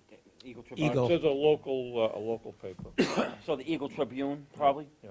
Could you handle that tomorrow for me, Uh, if you would? Well, I can try. I don't know if I have the expertise to do that. Then I will do it Okay, tomorrow, all right. and I will get back to you, Mr. Chair, All right, tomorrow thank you, I night. appreciate that. Okay, so what else do you guys want to do here? Well, first, please get this in. I mean, this is almost getting to the point of absurd. We're at the 25th of November already, and we're talking about a public notice, something that should take 5 minutes to do and should have been done months and months and months ago, and we're at the 25th of November talking about it. As far as capital needs, see, here's what I have a problem with. We're gonna give them a list of equipment we already have that may fail in the near future, but there's no consideration from what I hear about newer technology, such as Mr. Selectman Wood keeps mentioning about streaming. There's no mention of the next greatest form of technology to come out. It's just replacing of old equipment, which I don't think is really the be-all and end-all of that goal. It should be the anticipation of future needs. What is it gonna be like in 2029? Is anybody gonna have a TV, or all gonna be watching it on our phone? To be able to anticipate things like that, I think is really the crux of our anticipated capital equipment needs for the upcoming 10-year term. If we're just looking at replacing current aging equipment, then it seems to me in the year 2029, we'll still be stuck in the year 2019. And I'm not sure that's advantageous to anyone. Am I wrong, or am I missing the boat here? That's exactly what equipment forecasting means. So he said he has put in a sample of other towns, what they've done. So I actually think it's pretty simple if we go and look at all the different samples of what they've done. Chair, I beg your indulgence, but it seemed pretty simple for months and months and months, but simplicity just doesn't seem to be simple enough.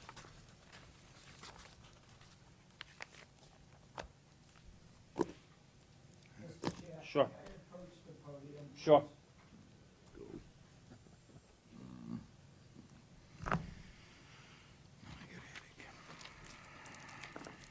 Mr. Chairman, through you and to the rest of the board, some members continue to want to trash this board. this board has done the best we could in the time that we had people together. Some people don't want to take responsibility for some of the climate around here that has created a climate where some people have not wanted to volunteer to be on boards because some people have been hostile to people.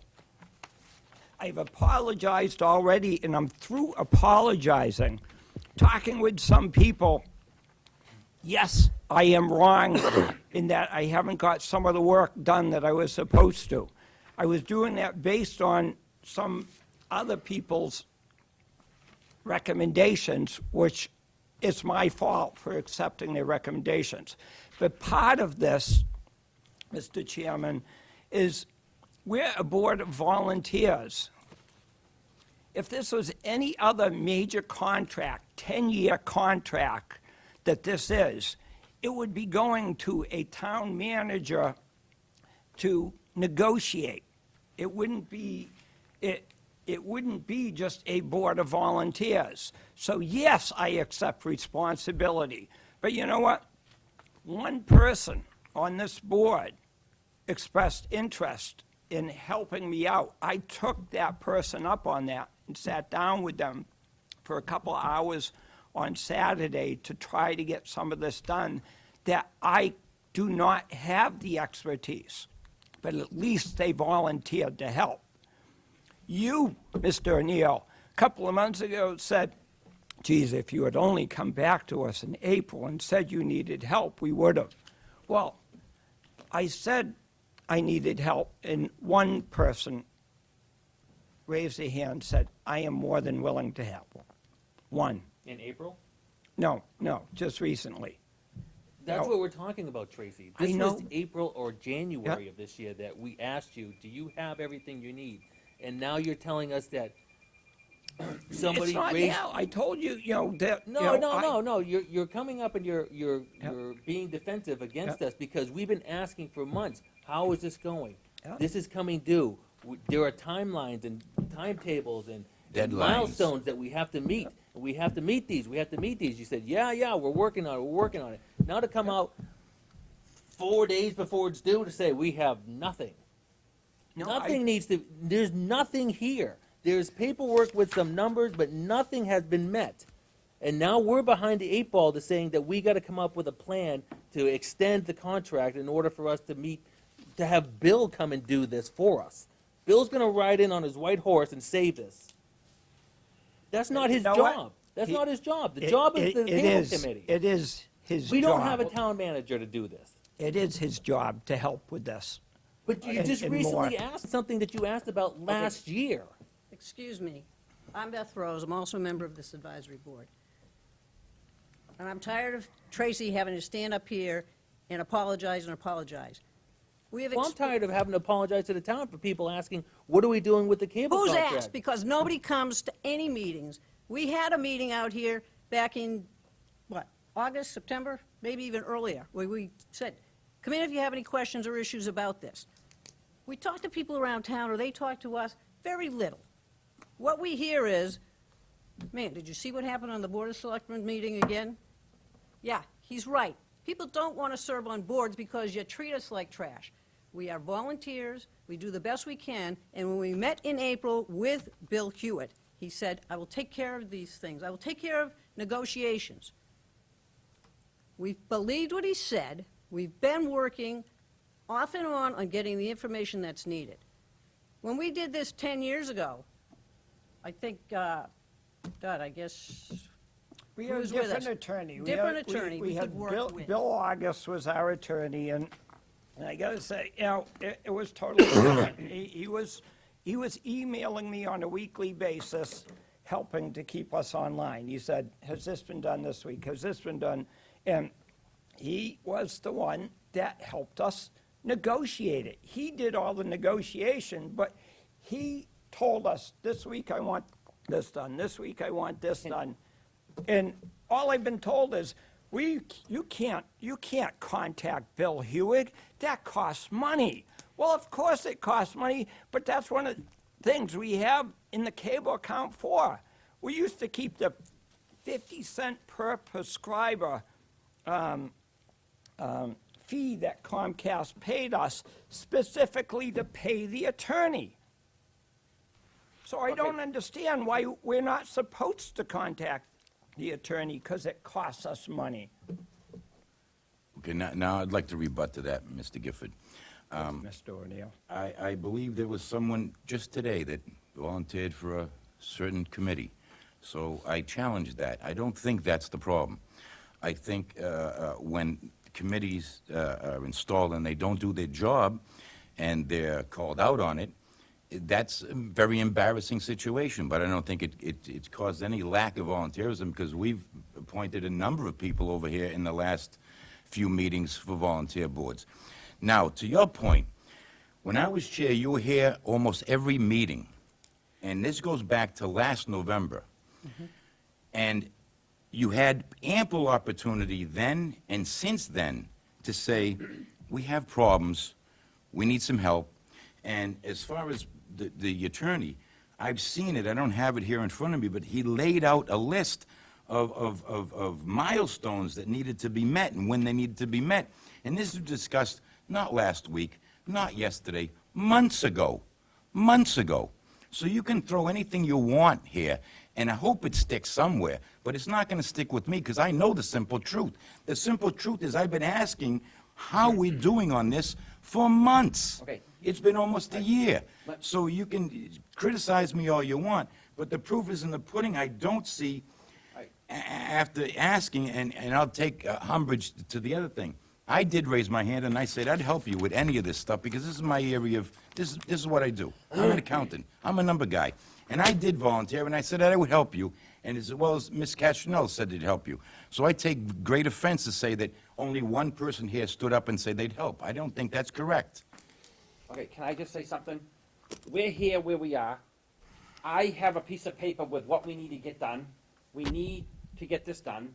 I would like to find out what we're going to do, or what we can do, going in the past, pointing in the past, et cetera, we're not gonna get there. I think we've gone over this meeting after meeting after meeting, and I get it. I understand all what took place.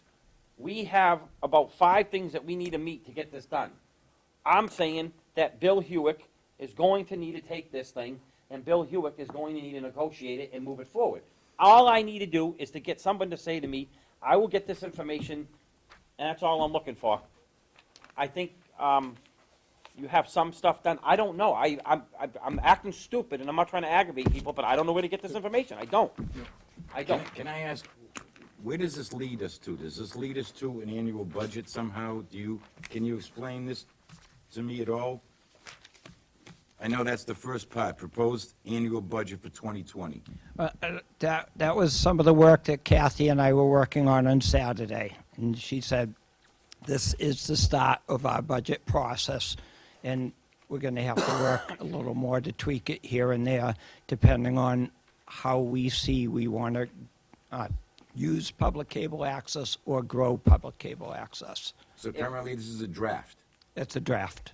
When is the next meeting to more finalize this budget? Do you have a meeting set up? I do not have another meeting set at this point. We have Thanksgiving this week. Tracy, can I ask you a question?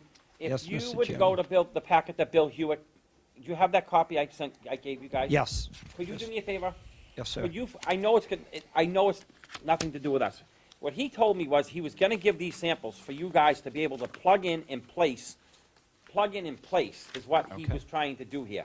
Okay. So if you took all this paperwork behind here and you were to plug in place, this is what he needs done. Okay. That was the stuff you handed me this evening? Right, right. Okay.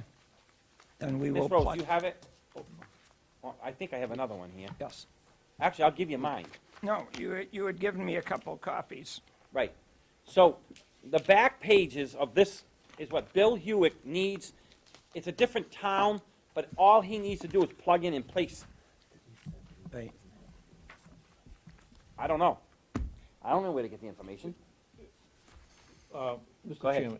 Chairman, Chris had worked on a projected equipment that needs to be done.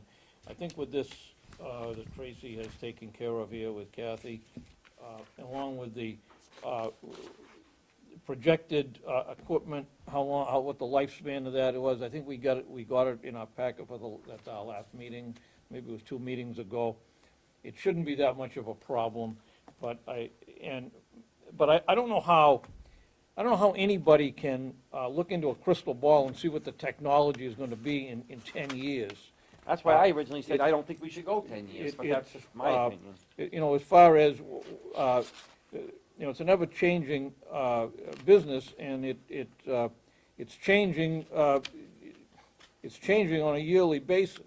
So I think that we have the basis for a projected expenditures, and I think that it shouldn't be that difficult to do this. So this is a good paperwork that he sent out, and I think we could work from there. And if Tracy, we could get this over to Chris, and You have another copy for Chris? I gave you 5 copies. Can you give the whole packet to him? I don't know. I just don't know. you could probably plug that in with his equipment list. I can't even get this to Bill Hewitt till we get the information. That's what I'm saying. We need the information to get to Bill Hewitt. A copy of that?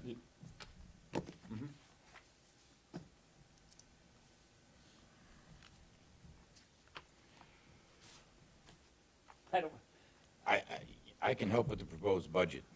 That's child's play to me. It's the anticipated capital needs. I have no idea how to determine that. Can you and Kathy sit with Tracy in a room, or it's three selectmen that can't sit in a room, am I correct? Right. Right. Could you, Kathy, and Tracy sit in a room to try and get that budget? I mean, Bill told me, if he said if the information was available, it's not that long, plug and place. That's what he kept saying, plug and place. It's not that long to do. But, I mean, this is layman's to me. Bill, I've said this before. I don't get it. I'm sorry, but, I'll meet with anybody, anywhere, anytime to get anything done. okay, I don't care, yeah, okay? Things don't get done if people don't show up. I Right. understood that from a very young age, and I still understand it. Okay. So if they want to meet tomorrow, I'll meet tomorrow. I can't do it during the day, I gotta feed my kids. But anytime, after 5:30 at night, Monday through Friday, and all day Saturday and Sunday, if you want to give me a call, I'll be there. Do you want to try and get a hold of Kathy? Or do you want us to get a hold of Kathy, or I'll get a hold of Kathy? And try to say that Bill is willing to sit down? And can you forward me the information for Chris? His phone number and everything? Because Chris really needs to do his part. I mean, it's not a week, it's now. I need this information now. I've got this thing here. I've got the guy ready to to go negotiate it. I don't know a lot about cable. I don't, it's like computers, I didn't even know. I probably got a packet. I'll be in first minute. I didn't see this. I don't know if Bill even saw it, because Bill is saying in this letter, But we make the first move. we make the first move, and they've already made the first move. So I hope that's not gonna throw a wrench into it, but we'll figure that out. We'll cross that road when we come to it. And if Chris needs help because he's struggling with a Word document or an Excel document, please, send that to me. I can work it out in less than a minute. That's what I do all day. So if he has trouble with words and he can't add up certain columns, send that to me in 5 minutes, I'll send it back to him all fixed. Ed wanted to say something. Yeah, can we give Tracy the okay to get a hold of Bill Hewig and just go over these items and find? I don't know why we need it. It's not that I'm trying to stop Tracy from talking to Bill Hewitt. I'm not. But it's laid out. It's here. It's here. It couldn't be spelt out more, and I'm not trying to, listen, I appreciate what he's doing. He's a volunteer. It's here. It's here. I've got it. I got all the information that we need to get. We need to get this information filled out. If you just fill in these numbers and copy the paperwork in the back, that's all we gotta do. Hand it over to him with what he wants, and he needs to have the hearing before, we can give him the paperwork, he can have it, but he needs that hearing before he can move forward. So, all right, so is there any way you could send a email to Kathy? And kind of just do a recap of what's going on? And, you know, she had met with Tracy, and Bill will be involved, and give her a quick recap. She's gonna get this packet anyway. Anytime. I'll bring my laptop, we can do it here. Right. Whatever she, I don't know if there's any information in the town documents. I don't know. I don't know what, I don't. in that one GL account, there should be all the history we need. That should be easy to get. That's one of the easier things to get, in my opinion. The more difficult thing is the capital, That's what I'm worried about. the capital. That's what I'm worried about. And if he's And what, struggling like with Mike that was saying, in again, the future, I mean, yeah, we don't know what the future's gonna bring down the road, but I mean, let's build something in there for the future. But, I mean, I think that would become, once we get this over to Bill, and we can tell Bill, before we start negotiating, we wanna add this, this, and this. You know, we gotta get the ball rolling. This is where we gotta get the ball rolling with. And I think, and I'm not trying to be like, I'm not trying to say, Ed, to your point, I think the more people we have calling Bill Hewitt and everything else, it's just gonna confuse the whole issue. I'm not trying to, Well, I don't think it is, because rather than Tracy go to you and you call Bill Hewig, all I'm gonna do yeah. is when Tracy gets me the information, and I won't, I'll give it to Denise. I don't need to hand it over, whatever. You can hand it over, Tracy. Once all this information's done, you can hand it over. But it's gonna go through an email over to Bill Hewitt is what's gonna happen. Okay? So I think, are we at a good place with this, or, I mean. in this that's- whole letter, I see two things we need.